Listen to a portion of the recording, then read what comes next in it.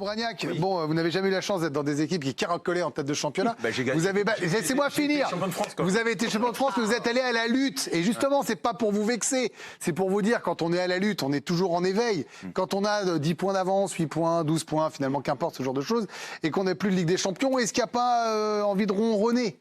Au lieu de vous vexer et de monter sur vos grands chevaux, laissez-moi finir ma phrase. Si, quand tu es un joueur comme Lionel Messi, quand tu es un joueur comme Sergio Ramos, que tu as été champion du monde, que tu as gagné à maintes reprises la Ligue des Champions, que tu as été Ballon d'Or, j'en passe et des meilleurs. Évidemment que c'est pas la fin de championnat qu'attend le Paris Saint-Germain qui te fera vibrer et peut-être que tu peux être au niveau motivationnel un petit peu en dessous. Et suffisamment sérieux. Après, il y a un animal dans cette équipe. Lui, il baisse jamais de pied. Lui, il est toujours là, peu importe que les objectifs soient en dessous ou au-dessus. Il est toujours là, il répond toujours présent.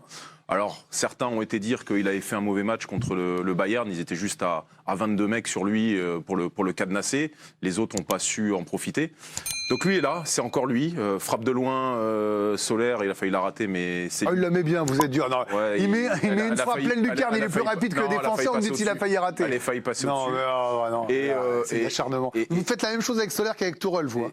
Vous allez le voir, le découvrir sur notre antenne, cette situation où Kylian Mbappé va être au duel avec Belkebla. D'abord, il va le balayer, ça mérite certainement carton jaune direct. Et puis, il y a ce petit coup de pied ensuite sur le Brestois. L'arbitre va estimer que les deux joueurs sont fautifs et va donc donner un carton jaune à chacun des deux protagonistes. Peut-être que Kylian Mbappé aurait pu recevoir un carton rouge après ce mauvais geste.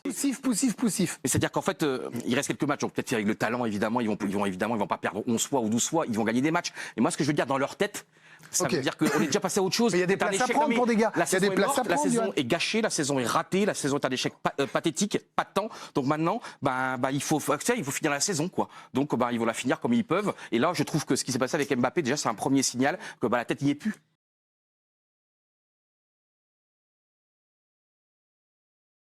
Di Maria, bien sûr. Oui. Il l'a fait 3 fois, mais évidemment. Julien Aliane. Malcolm, oui, Bordeaux 2017-2018. Ludo. Benedetto, c'est bon. OM 2019-2020. Alicia. Icardi. Mais oui, Maro Icardi. 2019-2020. Julien Aliane. Bastos. Michel Bastos. Oui. Il est derrière la dernière de notre grille. Ludo Bragnac contre Alicia. Allez, Ludo. Allez. Moi, je suis à gauche-droite, là. Jussier. Toi, Ludo. Comment? Jussier. Votre ami Jussier. Personne n'a vu un jour sport à l'entraînement, vous m'aviez dit l'autre fois. Pas que Eh ben, c'est trop vieux. Il n'est pas dedans. Alicia, pour la victoire. Allez, Alicia. Et l'au-delà. Tu l'as. Non, il les a pas mis sur une saison, mais j'ai que Marquinhos en tête. Non. Marquinhos. Mais oui, bah non. Bah si, ça passe. Non. Bah non, Mileros a dit ça passe. Évidemment, ça passe pas. Non, j'ai pas de vainqueur. Allez-y. Lucas, oui, PSG 2016-2017. C'est après. Mariano Diaz, non? Non. Sud-américain. Et sud-américain, j'ai dit. Oui. Il est dominicain. Ouais, Caraïbes. Ouais. Bah non, c'est Amérique centrale. Ça se joue à rien. Il y en a un à regretter. Il nous manque Emiliano Sala. 3 fois, il l'a fait. Un autre Bordelais. Wendel. Diego. Roland. 2014-2015. Wendel. Non. Il y a un Paraguayen. Il a marqué à Montpellier en 2014-2015. Ah oui, comment il Il avait, si je vous dis un célèbre joueur qui a joué à Monaco les années d'avant, Rui, et ben lui c'est presque ce nom-là. Il a joué à Dortmund avant.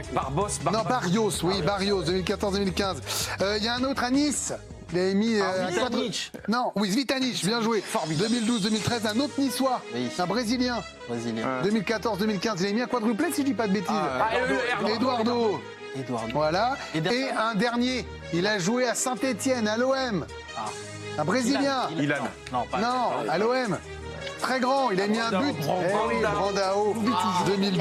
2012-2013. Et je les ai fait... En juin 2027, s'il va au terme de son contrat, il aura donc passé 10 ans à Paris, qu'il a rejoint en 2017 contre, souvenez-vous, 222 millions d'euros en provenance du Barça. Le Brésilien serait toujours déterminé à porter le PSG vers la conquête de son premier titre en Ligue des Champions.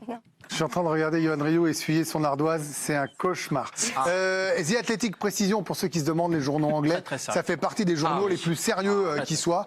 The Athletic, voilà, ça balance pas des fake news.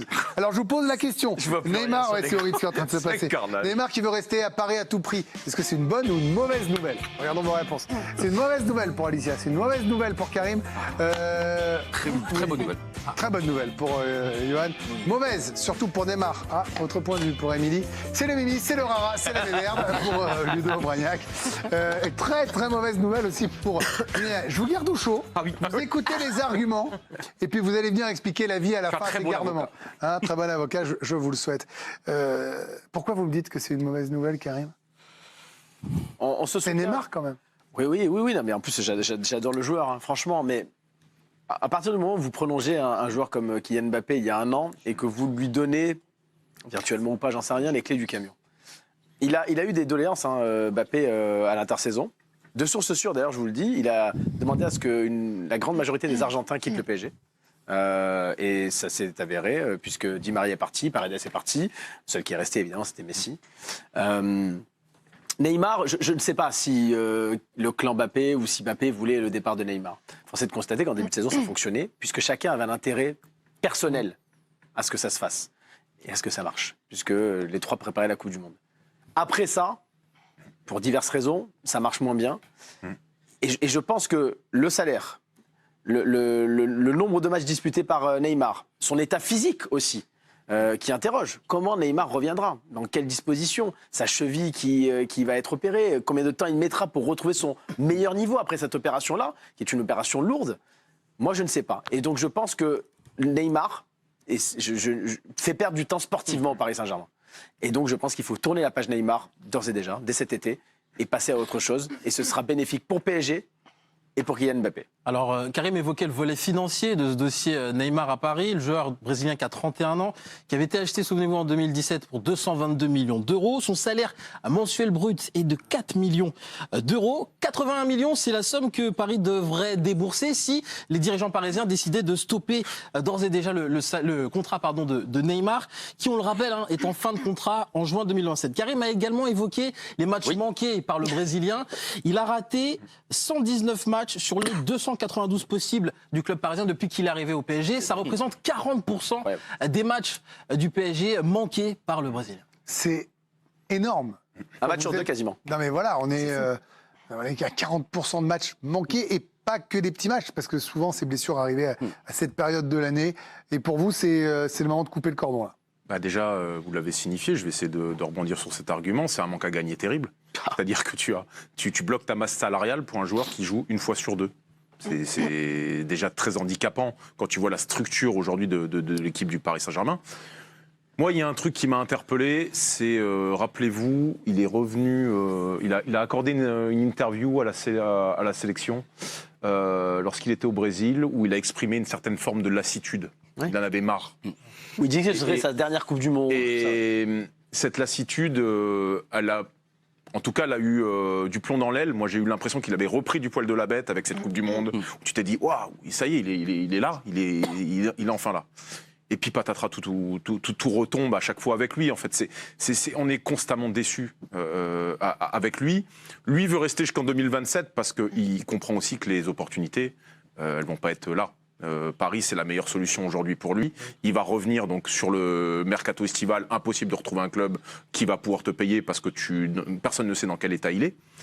Moi, j'ai un vrai doute sur sa capacité mentale à vouloir encore porter le Paris Saint-Germain. Et puis Karim dit un truc très important, c'est que est-ce que si Mbappé s'en va, est-ce que lui va être capable de porter sur ses épaules le Paris Saint-Germain dans A l'état priori, où il il est part pas cet été, Mbappé. Enfin, je veux dire, les portes ont été fermées à et donc, double c'est tour. bien les portes ont été fermées, ça voudrait dire quoi? Il partirait libre, il aurait l'opportunité, comme la dernière fois, de partir On libre. commencera à en parler tranquillement. Bah, ça serait Encore quand même. 2 ans. On en reparlera. Je peux pas l'imaginer, mais dans le cas où Mbappé est toujours la figure de proue et a l'envie de rester, bah c'est une épine dans le pied. Je suis désolé de le dire comme ça, moi ça m'embête. Dans la cheville, du coup. Ça m'embête, oui, c'est une épine dans la cheville. Bah là, on se projette, vous vous projetez en plateau sur l'avenir de Neymar au Paris Saint-Germain ou pas. On va retracer tout ce qui s'est passé depuis sa blessure le 19 février dernier face à Lille. Le lendemain, il y a cette story Instagram que le Brésilien poste et où on sent d'ailleurs toute sa lassitude avec cette légende encore et cet emoji en larmes. La semaine dernière, il publie cette photo, pareil, encore une fois, sur ses réseaux sociaux, tête basse, avec ces quelques mots. Je reviendrai plus fort. Il a reçu énormément de messages de soutien, que ce soit de la part de son club, le Paris Saint-Germain, ou de tous ses coéquipiers. Neymar qui a ensuite pris la direction de Doha pour se faire opérer de sa cheville droite. L'hôpital Aspeta qui a communiqué en déclarant que l'opération s'était déroulée avec succès. Il est sorti de l'hôpital hier soir, comme a été en mesure de le confirmer Loïc Tanzi, notre chroniqueur qui suit le Paris Saint-Germain de près.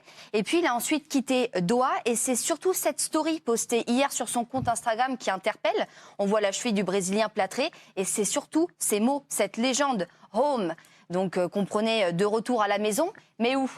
Mais où ? Alors on pense que c'est Paris, mais on n'est pas encore en mesure de vous le confirmer. Est-ce que ce sera le Brésil ? On ne pense